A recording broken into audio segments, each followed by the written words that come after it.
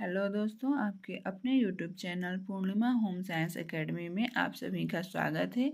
चलिए आज हम लोग रेयान का पार्ट 1 पढ़ चुके हैं। पार्ट 2 में देखते हैं रेयान की और कुछ चीज़ों के बारे में जो बाकी था। तो देखिए रेयान से 3 प्रकार के धागे प्राप्त किए जाते हैं, जैसे मोनो, मल्टी और स्पन। रेयान से जो होते हैं 3 प्रकार के धागे बनाए जाते हैं। एक होता है मोनो में तो एक बार धागे, जो एक ही धागा होता है।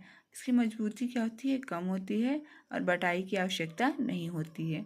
मल्टी दो या दो से अधिक मोनो धागों को मिला करके मल्टी बनाया जाता है। इसमें मजबूती क्या होती है? मोनो से अधिक होती है और बटाई की आवश्यकता होती है। थर्ड है स्पन। छोटे छोटे धागे होते हैं उनको बोलते हैं स्पन। ये रोएदार होते हैं। डिलेस्टिंग प्रोसेस। रेयान के रेशे में सूर्य की किरणों का परावर्तन ज़्यादा होता है, जिस कारण उनकी चमक अत्यधिक होती है और यह चमक आँखों में चुभने वाली होती है। इस चमक को दूर करने की प्रक्रिया ही डिलेस्टिंग प्रोसेस कहलाता है। इस जो डिलेस्टिंग प्रोसेस है क्या होती है? इस चमक को दूर करने की प्रक्रिया को डिलेस्टिंग प्रोसेस कहलाता है। इस चमक को दूर करने हेतु टिटेनियम डाइऑक्साइड या बोरियम सल्फेट या जिंक ऑक्साइड नामक रसायन का प्रयोग किया जाता है। स्पिनिंग। स्पिनेट के छिद्रों से मनचाही लंबाई मोटाई का धागा प्राप्त किया जा सकता है।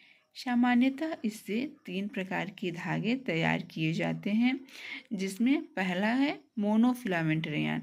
पहला क्या है? Monofilament Ryan. इससे हौजरी के वस्त्र बनते हैं। मोनोफिलामेंट रेयान से किस प्रकार के वस्त्र बनते हैं? तो हौजरी के वस्त्र बनते हैं। इसमें एक रेशे का प्रयोग होता है।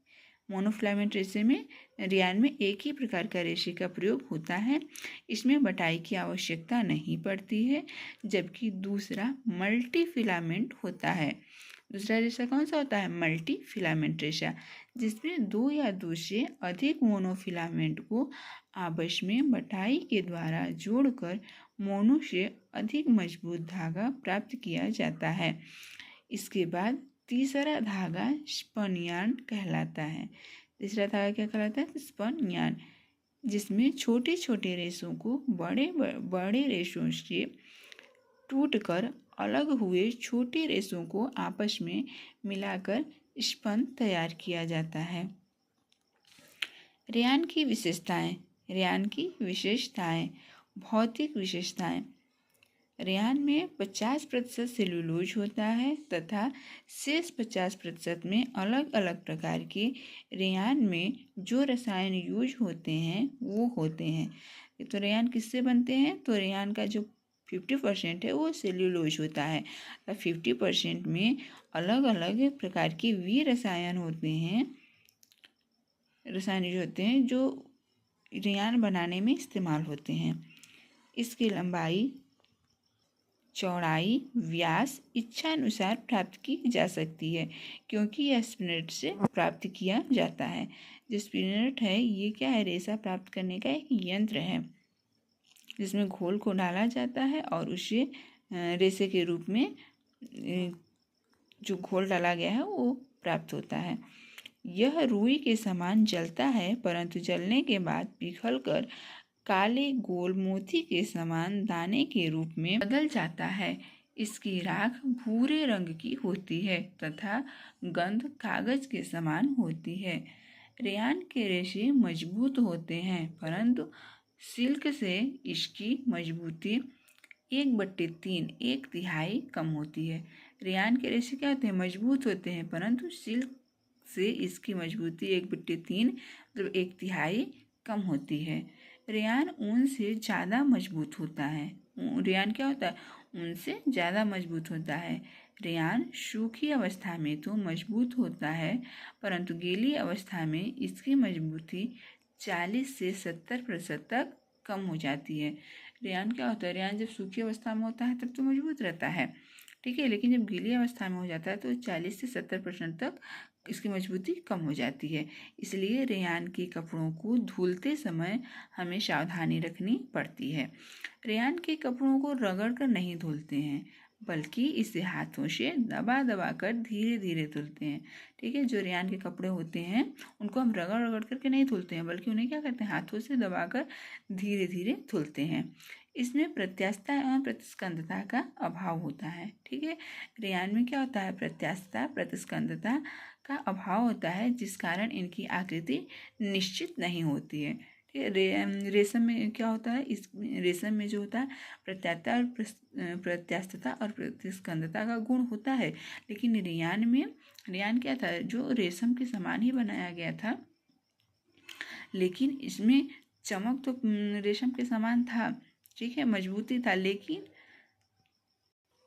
चमक तो था, लेकिन प्रत्यास्थता और प्रतिस्कंदता का अभाव था, जिस कारण इसकी आकृति क्या होती है, निश्चित नहीं होती है। जिस कारण इसकी आकृति निश्चित होती है। यह ताप का सुचालक होता है। रेयान क्या होता है, ताप का सुचालक होता है, जिसके कारण यह गर्मी बरसात के ऋतु हेतु उपयुक्त होता है। रेयान पर घर्षण एवं रगड़ का बुरा प्रभाव पड़ता है। रेयान का घर्षण एवं रगड़ का बुरा प्रभाव पड़ता है। रेयान शिकन प्रतिरोधकता का अभाव होता है। इसमें क्या होता है, शिकन प्रतिरोधकता का अभाव होता है। रेयान पर प्रकाश का हानिकारक प्रभाव पड़ता है। रेयान पर प्रकाश का हानिकारक प्रभाव पड़ता है। ये था रेयान की भौतिक विशेषताएं थी। ठीक है। तो हम लोग जो पढ़े थे वो भौतिक विशेषताएं थे। अब रासायनिक विशेषताएं पढ़ेंगे। देखिए, रासायनिक विशेषताएं में पहला है अम्ल का प्रभाव। तो रेयान पर हल्के अम्ल का प्रयोग अच्छा होता है। इस पर क्या होता है, इस पर हल्के अम्ल का प्रयोग अच्छा होता है, परंतु अत्यधिक गर्म अम्ल का प्रभाव जैसे नाइट्रिक एसिड, सल्फ्यूरिक एसिड का प्रयोग नुकसानदायक होता है। क्षार का प्रभाव, सोडियम हाइड्रॉक्साइड, अमोनिया, बोरेक्स आदि का प्रभाव हानिकारक होता है। कड़े साबुन, डिटर्जेंट आदि का प्रयोग करने से रेयान की चमक एवं तनाव सहने की क्षमता नष्ट हो जाती है। रंगाई, रेयान सफ़ेद रंग का होता है। इसे किसी भी रंग से रंगा जा सकता है। इस पर रंग स्थायी चढ़ता है, अतः आसानी से नहीं उतरता है। रेयान सफ़ेद रंग का होता है। इसे किसी भी रंग से रंगा जा सकता है। इस पर रंग स्थायी चढ़ता है, अतः आसानी से नहीं उतरता है।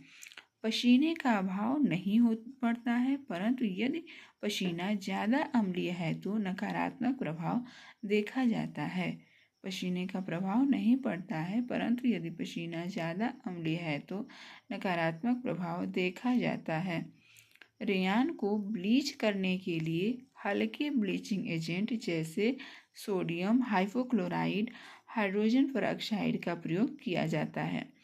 रेयान को ब्लीच करने के लिए हल्के ब्लीचिंग एजेंट जैसे सोडियम हाइपोक्लोराइड, हाइड्रोजन पेरोक्साइड का प्रयोग किया जाता है।